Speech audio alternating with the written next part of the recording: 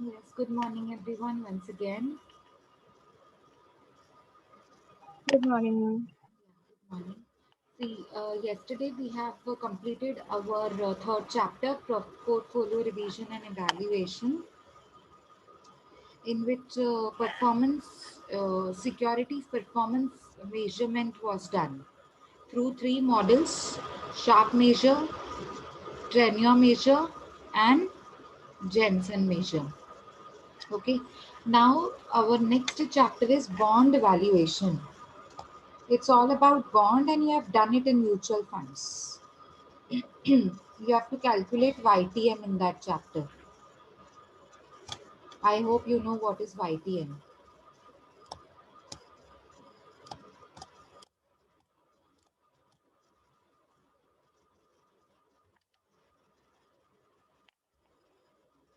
Okay. So see, this is our next chapter, bond evaluation, chapter number 4. Um, Now, I suppose you know what is bond. Bond is a debt instrument. Always remember, it is a debt instrument, means it is not owned equipment. There are two types of capital, no, owned capital and borrowed capital. So this comes under borrowed capital. So this is debt instrument. It pays periodic interest payments based on coupon rate, जिसको stated rate बोलते हैं. आपको पता होगा bond पे coupon मिलता है, coupon. तो वो जो कूपन होता है ना, वो इंटरेस्ट के फॉर्म में आपको पेमेंट होके रिटर्न्स, आपको रिटर्न्स मिलते हैं कूपन के फॉर्म में. And return the principal at the maturity period. जब बॉन्ड की मैच्योरिटी पीरियड आती है, उस टाइम पे आपको प्रिंसिपल अमाउंट आपका वापस मिलता है. मतलब इन शॉर्ट, जो आप कूपन रेट अर्न करते हो ना, वो ही आपका इसमें रिटर्न्स होते हैं. The bond terms and conditions are contained in legal contract between buyer and seller known as indenture. ठीक है, जो कॉन्ट्रैक्ट बनता है ना बायर एंड सेलर के बीच में, लीगल कॉन्ट्रैक्ट, उनमें जो टर्म्स एंड कंडीशंस होते हैं, वो बायर एंड सेलर के म्यूचुअल एग्रीमेंट से सेट होते हैं और उसे कहते हैं इंडेंचर. ठीक है. बॉन्ड के कैरेक्टरिस्टिक्स आपको पता है ऑलरेडी, आपने ही म्यूचुअल फंड्स में किया हुआ है. बॉन्ड की फेस वैल्यू होती है, यूजुअली उसकी फेस वैल्यू 1000 होती है. और जब फेस वैल्यू होती है ना, वही वैल्यू होती है जिसपे हम फर्स्ट टाइम अपने बॉन्ड को इशू करते हैं. ठीक है. सॉरी, फेस वैल्यू मतलब जिस प्राइस पे हम बॉन्ड को बेचते हैं. मतलब जब हम बेचने का टाइम आता है ना, तब हम बॉन्ड को फेस वैल्यू पे बेचते हैं. ठीक है, समझ में आ रहा है? मतलब it is that value, it is that value when bond is redeemed eight the maturity period. तो वो फेस वैल्यू पे किया जाता है. और खरीदा कैसे जाता है? डिस्काउंट पे. समझो, 1000 रुपीज का बॉन्ड वैल्यू है, तो आपने 900 में खरीदा होगा, खरीदा डिस्काउंट में 900 में. और जब मैच्योरिटी पीरियड आएगा तो रिडम्पशन किस पे होगा? फेस वैल्यू पे, मतलब 1000 पे. So that particular 100 rupees on that single bond is earned by you. ठीक है, वो आपकी अर्निंग्स हो जाएंगी. प्लस कूपन रेट भी तो आपको मिलता है. कूपन रेट मतलब इंटरेस्ट पेमेंट्स मिलती हैं आपको. फिक्स्ड परसेंटेज होता है ये. किस पे डिसाइड होता है? बॉन्ड के फेस वैल्यू पे डिसाइड होता है. कूपन का मतलब क्या होता है? Bonds coupon is a dollar value of periodic interest payments promise to bond holders. मतलब आपको पीरियोडिकली 6 6 मंथ्स में, 3 3 मंथ्स में आपको ये वैल्यू इंटरेस्ट पेमेंट्स पे की जाएंगी. ये आपको प्रॉमिस किया जाता है. This equals to coupon rate times the face value of the bond. मतलब कूपन का मतलब ही होता है जब हम फेस वैल्यू पे कूपन रेट को अप्लाई करते हैं. यानी कि एग्जाम्पल ले लो, आपका 1000 का फेस वैल्यू है, नीचे एग्जाम्पल पे लिखा हुआ है. Face value is of 1000 of a bond, and coupon rate is 5%. So 1000 into 5% is 50 per year. So that particular 50 per year, rupees 50 that you earn from a bond, उसे कहते हैं coupon, मतलब इंटरेस्ट. मैच्योरिटी आपको पता होगा, ये maturity period का मतलब क्या होता है? Bond maturity is the length of the time.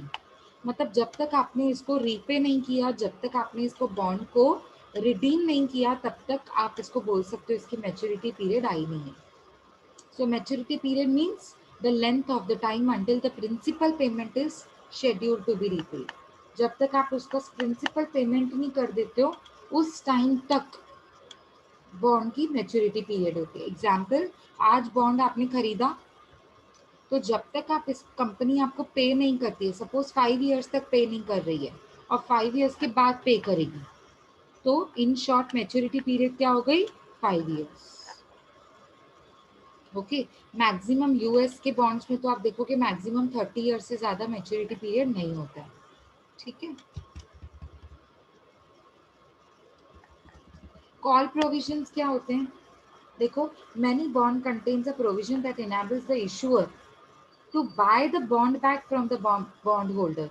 मतलब इशूअर मतलब कंपनी जिसने बॉन्ड इशू की है, वो मैं आपसे वापस खरीद सकती हूँ at pre specified price prior to the maturity. मतलब आपसे मैं अपनी मर्जी से कभी भी आपका बॉन्ड खरीद सकती हूँ जिस प्राइस पे हम दोनों ने म्यूचुअली डिसाइड किया होगा।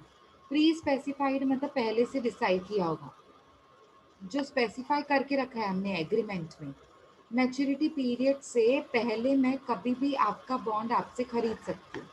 इशूअर का मतलब कंपनी, कंपनी आपसे आपका बॉन्ड कभी भी खरीद सकती है before maturity. Okay, but at a pre specified price. जो प्राइस स्पेसिफाइड ऑलरेडी किया हुआ रहेगा एग्रीमेंट में, उस प्राइस के हिसाब से, नॉट एट मार्केट वैल्यू, उसे कहते हैं कॉल प्रोविजन। कॉल मतलब कॉल प्राइस, जिसे हम कभी भी कॉल करके उतने प्राइस पे, स्पेसिफाइड प्राइस पे हम उसे खरीद लें। पुट प्रोविजन मतलब बेचना, कॉल मतलब खरीदना। ये आपने ना डेरिवेटिव्स में सीखा होगा। कॉल मतलब बाय, पुट मतलब सेल, सीखा है डेरिवेटिव्स में। यस और no? Ma'am. Yes ma'am. Yes ma'am. तो बायर के ऑप्शन, बायर के पास ऑप्शन क्या होता है? सेल करने का। और जो इशूअर के ऑप्शन क्या होते हैं? खरीदने का। ठीक है, आपको इशूअर ने अभी बॉन्ड दे दिया तो वो कभी भी खरीद सकते हैं। तो issuer to buy the bond back, call provision में क्या होता है? The issuer to buy the bond back. लेकिन पुट प्रोविजन में क्या होता है? The buyer to sell the bond back before the maturity period at a specified pre specified price. बस इतना ही फर्क है। आया समझ में? मतलब आप मैच्योरिटी पीरियड से पहले कभी भी बॉन्ड को अगर बेचना चाहते हो, आप मतलब बायर, आपने जिसने बॉन्ड में इन्वेस्टमेंट किया, बॉन्ड खरीदा है कंपनी से, तो आप अगर जब चाहे बॉन्ड को बेच सकते हो मैच्योरिटी पीरियड से पहले। लेकिन प्राइस कौन सा? मार्केट प्राइस नहीं, प्री स्पेसिफाइड प्राइस। आया समझ में? Call means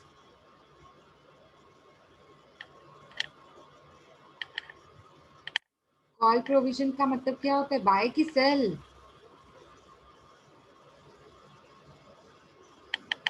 come on, buy. Buy. Buy. And put buy. Provision? Sell करने का। सेल। सेल। Very good. ठीक है, अब नेक्स्ट देखो सिंकिंग फंड प्रोविजन। अब इस फंड में, इस प्रोविजन में क्या होता है? इट रिक्वायर्स द इशूअर मतलब company to repurchase a fixed percentage of outstanding bonds each year. मतलब आप एज अ कंपनी, आपको जितने भी बॉन्ड्स आपने इशू किए थे उन्हें वापस परचेज करना पड़ता है आपको। जितने भी बॉन्ड्स इशू किए थे, मतलब आउटस्टैंडिंग बॉन्ड्स, जितने भी बॉन्ड्स इशू किए थे उन्हें वापस खरीदना पड़ता है एट अ फिक्स्ड परसेंटेज। मतलब सपोज 10% फिक्स हुई है, तो 10% इंटरेस्ट पेमेंट करके आपको वो बॉन्ड खरीदना पड़ेगा। So that is sinking fund provision. ठीक है, ये कंपनी तब करती है जब कंपनी को इन्वेस्टमेंट्स, बॉन्ड की इन्वेस्टमेंट कम करनी होती है। मतलब ज़्यादा बॉन्ड्स इशू कर दिए, अब कंपनी चाहती है कि मैं वापस वो खरीद लूँ, तो कंपनी क्या करती है? इंटरेस्ट पेमेंट्स करके सारे बॉन्ड्स खरीद लेती है और उसे सिंकिंग फंड मतलब एक रिजर्व करके क्रिएट करती है, सो दैट अगर फ्यूचर में कभी भी फंड्स की नीड पड़ी तो यही बॉन्ड वापस इशू करके कंपनी उसी फंड्स को यूज़ करेगी। तो जब कंपनी इशू करेगी बॉन्ड्स तो कंपनी के पास पैसा आएगा वापस, तो सिंकिंग फंड में ये डाल देती है, सो दैट फ्यूचर में कभी भी कोई रिस्क आ गया, कोई कोई लाइबिलिटी आ गई या कोई इमरजेंसी आ गई, तो हम यही पर्टिकुलर सिंकिंग फंड को वापस इशू करेंगे, बॉन्ड के सिंकिंग फंड को, and then we can arrange funds. ठीक है, अभी ये तो हो गए बॉन्ड के कैरेक्टरिस्टिक्स. अभी आपने ना ऑलरेडी पढ़ा है म्यूचुअल फंड में yield to maturity YTM. YTM क्या होता है? जब तक आपकी मैच्योरिटी पीरियड आई तब तक आप बॉन्ड में से कितना अर्न करते हो, how much you earn from a bond right from the beginning of buying the bond till the maturity period, उसे कहते हैं YTM.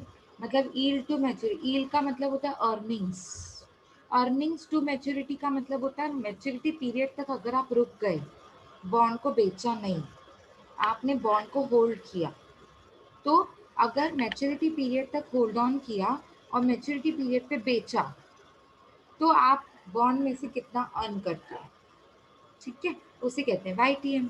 So YTM is a unique discount rate at which market price of the bond equals the present value of the bond's cash flow. ठीक है, तो मतलब market और present value of cash flow match करते हैं इसमें. yield to call का मतलब क्या होता है?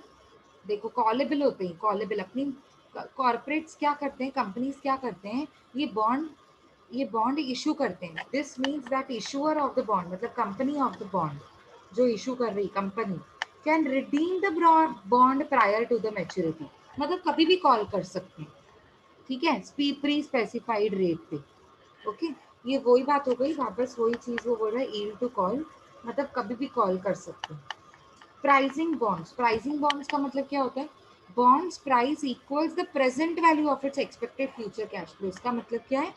जो आपकी बॉन्ड की प्राइस है वो जो फ्यूचर में प्रेजेंट वैल्यू होने वाला है ना, फ्यूचर एक्सपेक्टेड कैश फ्लोज जो है, मतलब आपने सीखा होगा time value of money, financial management हमने सीखा है ना, तो उसमें सेमेस्टर 3 में हमने टाइम वैल्यू ऑफ मनी सीखा था.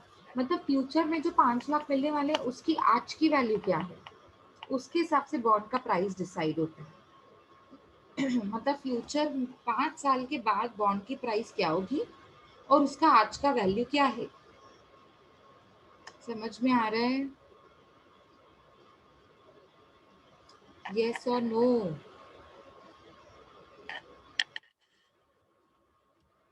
Yes ma'am.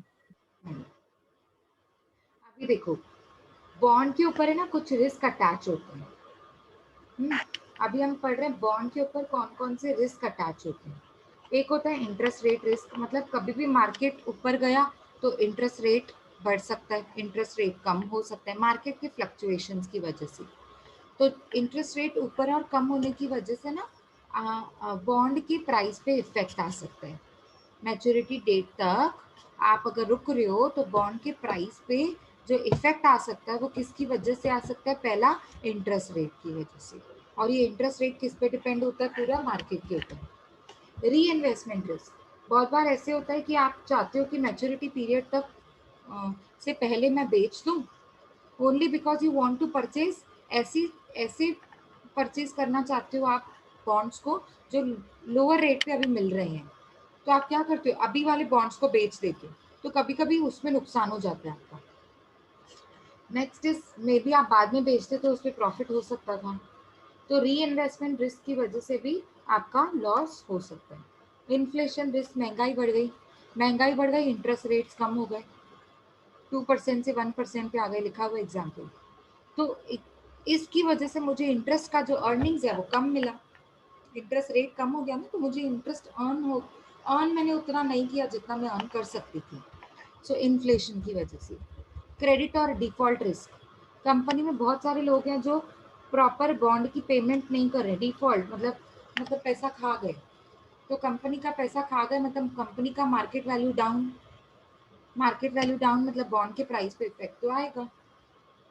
मार्केट रिस्क की वजह से भी, मार्केट में बहुत सारी फ्लक्चुएशंस हैं, उसकी वजह से भी आपके बॉन्ड प्राइस पे इफेक्ट आ सकता है if you hold on till maturity date, या कभी कभी हम बिफोर मैच्योरिटी भी बेच रहे हैं, तो मार्केट मार्केट के रिस्क की वजह से आपका लॉस हो सकता है. मे बी अर्जेंट नीड है आपको कैश की और आपको निकालना ही पड़ा पैसा, बॉन्ड को बेचना ही पड़ा मैच्योरिटी डेट से पहले.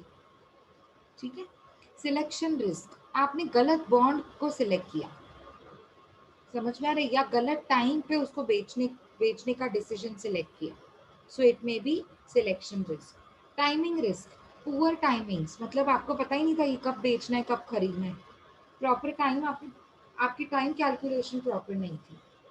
कॉल रिस्क, मतलब आप कॉल रिस्क का मतलब मैंने आपको पहले ही बताया, रिडम्पशन से पहले कंपनी कभी भी कॉल कर सकती है, रिडीम कर सकती है। तो वो जो कॉल है ना, कॉल जिस टाइम पे करना होता है वो टाइम गलत हो जाएगा। कंपनी ने डिसाइड नहीं किया, बस अंदाजे से उन्होंने कभी भी कॉल कर लिया और बॉन्ड को पे कर दिया, रिडीम कर दिया, तो उसमें भी रिस्क हो सकता है कि नुकसान हो जाए कंपनी का। ठीक है, लिक्विडिटी रिस्क, या हमारा भी तो नुकसान हो सकता है ना। ठीक है, कंपनी ने हमको कम पेमेंट पे रिडीम कर दिया तो दिस कैन बी लॉस, जिसे कहते हैं call risk. Liquidity risk, liquidity मतलब जब कंपनी को कैश चाहिए होती है, ठीक है, या फिर मुझे कैश चाहिए, sudden cash, emergency cash needs की वजह से मुझे बॉन्ड को बेचना पड़ा। अब बेचने के लिए मार्केट में जो भी प्राइस होगी उस पर ही बेचूंगी मैं, तो हो सकता है उसमें कुछ मेरा लॉस हो जाए। इवेंट रिस्क, कभी कभी है ना हम लोग जैसे पर्टिकुलर एक इवेंट आ गया, मर्जर इवेंट आ गया, या एक्विजिशन, कोई कंपनी खरीदनी है वो इवेंट आ गया, या फिर डिसोल्यूशन, कंपनी बंद करनी है, ऐसा कोई इवेंट आ गया। ठीक है, तो ऐसा कोई इवेंट है जिसमें आपको ये बॉन्ड बेचना ही पड़ रहा है या खरीदना ही पड़ रहा है, चलो खरीदने का तो ऑप्शन सही नहीं है, बेचना ही पड़ रहा है, तो तब भी तो नुकसान हो सकता है कि कंपनी बंद हो रही है अभी, आपको जितना पेमेंट कंपनी से मिल रहा है मजबूरन आपको उतना लेना ही पड़ेगा। समझ में आया? सो इवेंट रिस्क, इवेंट मतलब कोई एक पर्टिकुलर ऐसी सिचुएशन आ गई जिसमें आपको बेचकर आपको नुकसान बेयर करना पड़ा। Is that clear? Yes, ma'am. Yes, ma'am. ठीक है, अभी देखो नेक्स्ट कॉन्सेप्ट, बॉन्ड ड्यूरेशन। अब ड्यूरेशन का मतलब क्या होता है? ड्यूरेशन का मतलब होता है लाइफ, मतलब बॉन्ड की एवरेज लाइफ के हिसाब से आपका कंसिडर किया जाता है बॉन्ड के टाइमिंग्स, बॉन्ड की मैच्योरिटी पीरियड, बॉन्ड में से कितना आपको अर्न होगा, ठीक है, आपकी अर्निंग्स, तो ये सब है ना बॉन्ड ड्यूरेशन पे डिसाइड होता है। ड्यूरेशन बहुत इंपॉर्टेंट होती है, उसी हिसाब से मैच्योरिटी डेट भी डिसाइड होती है। ठीक है, बॉन्ड को मैच्योरिटी, ड्यूरेशन को मैच्योरिटी डेट नहीं बोल सकते, नो। ठीक है शिवानी, चैट बॉक्स में आपने लिखा है मैच्योरिटी डेट, नहीं, ड्यूरेशन को मैच्योरिटी डेट नहीं बोल सकते। ड्यूरेशन की वजह से मैच्योरिटी डेट डिसाइड होती है, अर्निंग्स डिसाइड होती हैं, fixed rate of income decide होती है, कूपन रेट डिसाइड होता है, टाइम डिसाइड होता है कि बॉन्ड का टाइम लाइफ क्या होनी चाहिए। समझ में आ रहा है? So duration is a measure of, मतलब मेजरमेंट होती है इसमें, of weighted average life, bond की लाइफ कितनी होगी, उसका साइज क्या होगा, टाइमिंग्स क्या होंगी। ठीक है, समझ आया? बॉन्ड का ड्यूरेशन क्या होता है? So right from the beginning till end. Yes guys, am I audible? Yes, ma'am. Yeah, sorry, there was internet connection problem. So I hope you understand what is duration.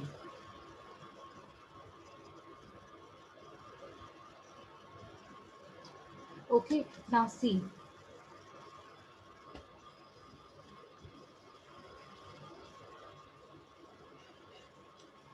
Practical problems on YTM. You already know what is YTM, no? I hope you all remember Yes, what is ma'am. YTM. Yes, Yes, ma'am. ma'am.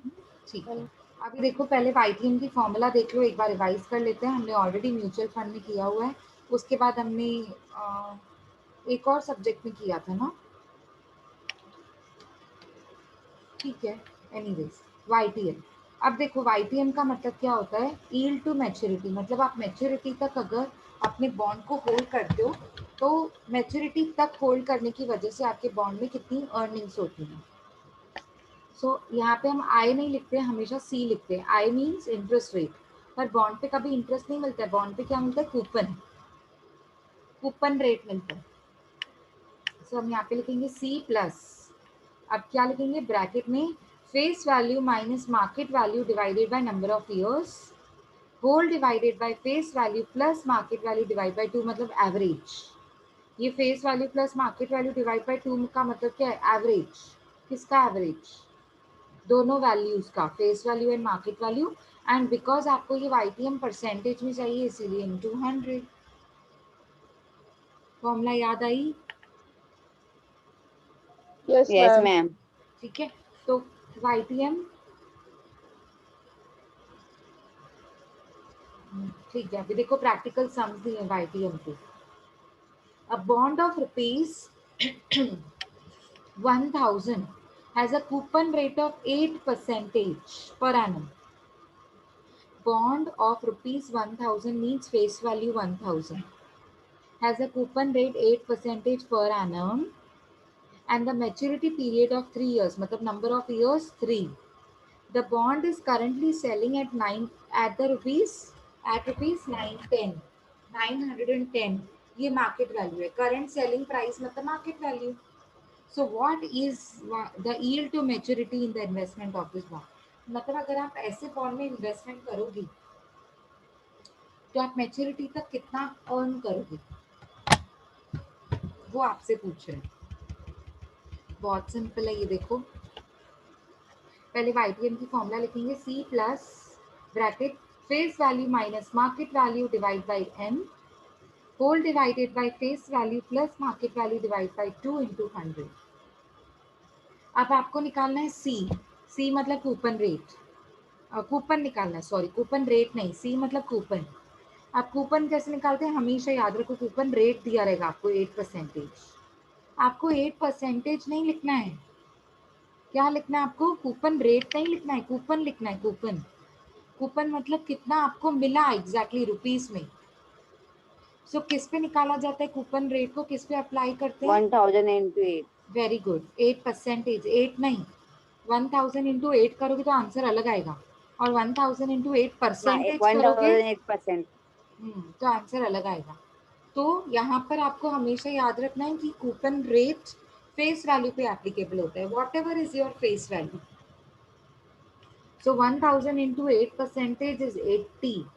ठीक है, 80 आएगा. 80 आप करके देखो कैलसी को. ठीक है, 80 आएगा. Yes, ma'am. Yes, ma'am. ठीक है, प्लस की साइन डाल के आपको ये ना, ये जो लिखा है ना 1000 माइनस 910, इसको ब्रैकेट में डालना है क्योंकि कंफ्यूजन हो जाएगी ना नहीं तो face value minus market value मतलब 1000 माइनस 910. फेस वैल्यू आपको पता है 1000 है. मार्केट वैल्यू मतलब करंट सेलिंग प्राइस नीचे क्वेश्चन में दी थी 910. So that is nothing but market value. So 1000 minus 910 divide by maturity period already question में दिया हुआ था 3 years. आपको चाहिए तो रीड करो. ये देखो सेकेंड लाइन पे, and the maturity period is of 3 years. So number of years मतलब n मतलब number of years मतलब maturity period 3 whole divided by, अब आपको क्या करना है? फेस वैल्यू और मार्केट वैल्यू का एवरेज निकालना है. हम कैसे करते थे? Opening stock plus closing stock upon 2, बिल्कुल वैसा. सो फेस वैल्यू 1000, मार्केट वैल्यू 910, दोनों को प्लस करके डिवाइड बाय 2 into 100. अब पहले ऊपर जो था ना वो ब्रैकेट सॉल्व करना है न्यूमरेटर में. सो 1000 माइनस 910 डिवाइड बाय 3, तो आंसर आएगा आपका 30. मीनवाइल आपको 80 प्लस सेम लिखना है, 80 प्लस सेम लिखना है और ब्रैकेट को सॉल्व करना है. ब्रैकेट सॉल्व करके आंसर आएगा आपका 30 होल डिवाइडेड बाय जो 1000 प्लस 910 डिवाइड बाय 2 है उसका आंसर आएगा आपका 955 इंटू 100, और आप न्यूमरेटर और डिनोमिनेटर को डिवाइड करके फाइनल आंसर कैलकुलेट करो. So answer would be 11.52. ठीक है, लिखो चलो. Yes, ma'am. Do it. बस सारे सम्स अभी यही है, नथिंग इज न्यू. ये चैप्टर भी दो तीन लेक्चर्स में आपका फिनिश हो जाएगा. चलो कम ऑन, स्टार्ट. लिखो YTM, calculation of YTM. YTM is equals to, write down the formula, C plus start a bracket face value minus market value divided by n close the bracket.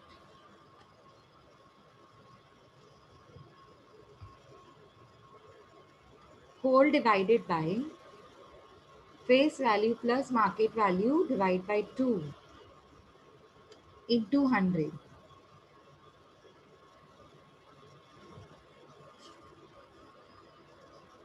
लिख रहे हैं सब लोग?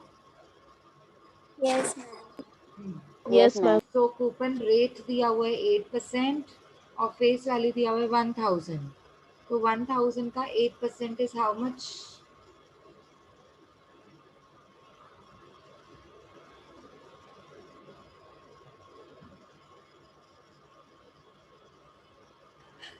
चलो जल्दी answers दो. 1000 का 8%. 80. 80. Very good. लिखो 80 plus. Now start a bracket. What is face value? Come on quickly. 1,000. 1000 minus what is market value? 910. 910 divided by number of years का N. मतलब 3 years. 3 years maturity period. Maturity period of 3 years. Very good. So bracket close. Whole divided by what is face value? Again face value 1000 plus market value 910 plus denominator में plus होगा, average निकालना. Divide by 2 into 100.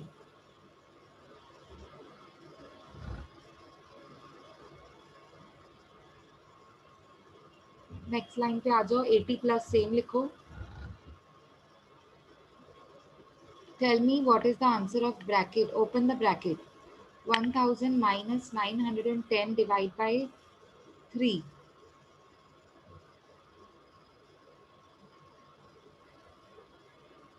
Tell me what is the answer of bracket. You need to open the bracket now. Answer is 30. 30. Very good. So numerator में आपने लिखा होगा 80 plus 30 divided हाँ. Bye. अब जो डिनोमिनेटर में है उसको सॉल्व कीजिए, एवरेज निकालिए. 1000 plus 910 divide by 2. 955. 955. 955. Very good. Into 100. सो अभी आपका क्या आया न्यूमरेटर? 80 प्लस 30. न्यूमरेटर कितना हो जाएगा?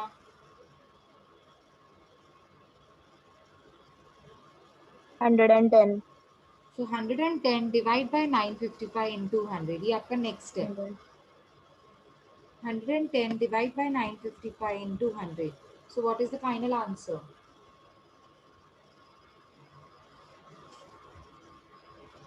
11.52%. Very good. 11.52%. Very good. Is it now clear? Yes, ma'am. Similarly, we have next question. A bond of rupees 1000 each means face value has a coupon rate of 10% per annum and maturity period is 20 years. Current market price is 1050 rupees. Find YTM. ठीक है. So let me just explain once and then you can do. Coupon rate कैसे calculate करना है? Can anybody tell me? C plus face value minus market value divided by N whole divided by face value plus market value divided by 2 into 100. So this is the formula. Numerator में जो face value minus market value upon n लिखा हुआ है उसको हम bracket में डालेंगे. Please remember. आप मुझे बताओ सी प्लस जो हमने लिखा है तो सी का मतलब होता है कूपन. कूपन कैसे निकालेंगे बोल बताओ कोई इस सम में? फेस वैल्यू पे कैलकुलेट करेंगे. 1000 into 10%. Very good. Very good. 10%. तो 100 आएगा मैम. Correct answer. 100%. सो 100 नहीं, हाँ बराबर 100 आएगा. सो 1000 इंटू 10% इज 100. ये आपका कूपन रेट हो जाएगा. ब्रैकेट में फेस वैल्यू लिखोगे 1000 और मार्केट वैल्यू लिखोगे 1050. मतलब माइनस करेंगे इन दोनों को. Divide by maturity period 20 years है. प्लीज ध्यान दो 2 इयर्स नहीं है. Whole divided by 1000 plus market value 1050 divide by 2 into 100. और जब आप सॉल्व करोगे तो आपको आंसर मिलेगा. पर ध्यान क्या देना है ये देखो.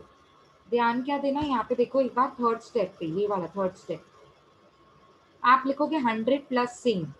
ब्रैकेट सॉल्व करोगे. अब जब आप ब्रैकेट सॉल्व करोगे ना तो मार्केट प्राइस ज्यादा है, फेस वैल्यू कम है, मतलब आंसर माइनस में आएगा। ध्यान है सबका? हाँ मैम। हाँ, तो अभी देखो कैसे सॉल्व करना है, ये देखो पहले देख लो, फिर सॉल्व करने का टाइम देती हूँ। Yes ma'am. 1000 minus 1050 divide by 20, तो मतलब 1000 माइनस 1050 करोगे तो माइनस 50 आएगा। माइनस 50 डिवाइड बाई 20 करोगे तो माइनस 2.5 आएगा। यस रिचा चैट बॉक्स में बहुत अच्छे से लिखा है, रिचा ने चैट बॉक्स में देखो। सो 100 प्लस ब्रैकेट में माइनस 2.5। सो सिर्फ ब्रैकेट दोगे तो भी तो समझने वाली बात है ना, माइनस 2.5 है, ठीक है। पर ब्रैकेट क्यों दिया हमने, क्योंकि कंफ्यूजन ना हो, क्योंकि प्लस और माइनस दोनों साइन है ना, तो ब्रैकेट में डाल दोगे तो दोनों साइन मिक्सअप नहीं होगी, ठीक है।